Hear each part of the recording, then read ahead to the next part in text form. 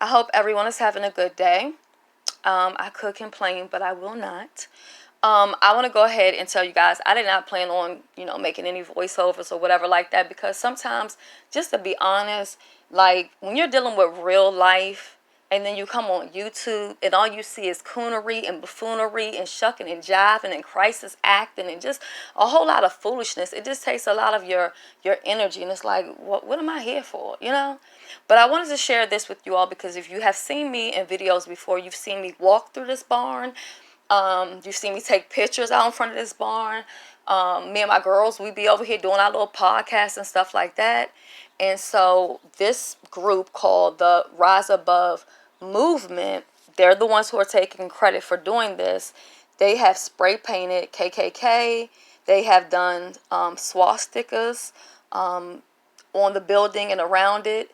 They've posted stickers about black men not being with white women. I mean, we kind of on the same page with that. But, they also put up their stickers about their European blood, and I guess they want to keep it pure and stuff like that. Now, back in the day, before I ever moved out here, I had a friend that lived out here, and she had moved from like Langley Park, PG out here, and I was like, girl, I could never live out here. And, through time, they really built up out here. And when I first came to, move out here, I was like, damn, the people out here are really nice and this and that. It was weird for me because I wasn't used to that. Like, at that point, my children had never been to school with white kids before, because living in PG at that point in time, every single person in the school, every single person in the neighborhood was black. So I was like, it ain't as bad as what people think. But now with the whole Black Lives Movement and stuff that they've been having going on, which usually is predominantly a lot of white people who are supporting it, I guess these other groups do not like this. Now, when I saw this stuff going on, I also noticed that my cousin has lost someone that he knows. This girl was killed. They're not really saying who, where, how. I mean, they did say where, but I don't know how. I know she's 17, and they said that they found her body in the trails. I don't really know of any trails out here in this particular area. The trails that I go to is like as if I'm going up towards Hagerstown, and it's an Appalachian trail out there, and I used to go there like every Friday hiking with my cousin until she sprained her foot.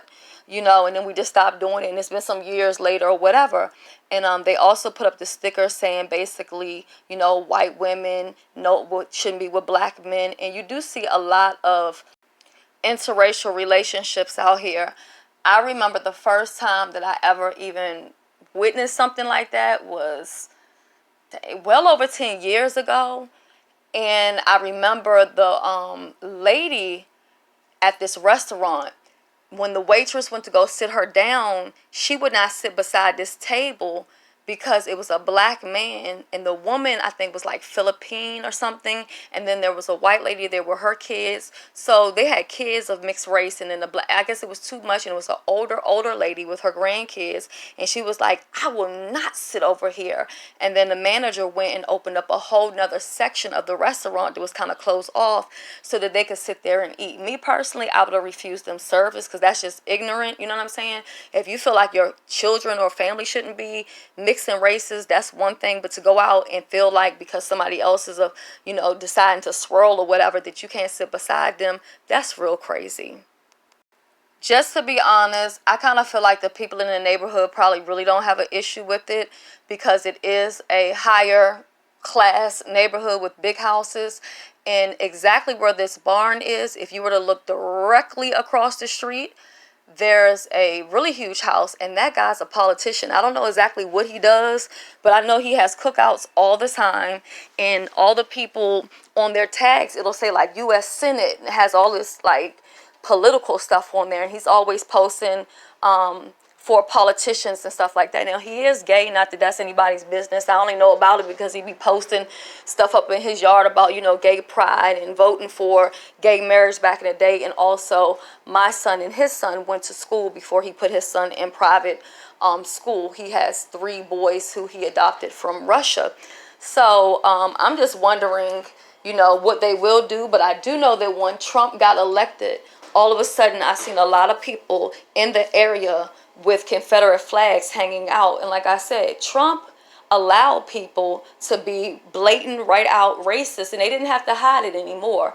And the quote that I said the other day, and I'll say it again, that not all Trump supporters are racist, but all racists support Donald Trump. And I will stick to that. If you're wondering, is this going to change the way I maneuver or I do things? Absolutely not. I feel like, yes, you should be aware of your surroundings, but I also feel like you cannot live in fear. This is 2020, and we already walking around now with masks and all this other stuff going on.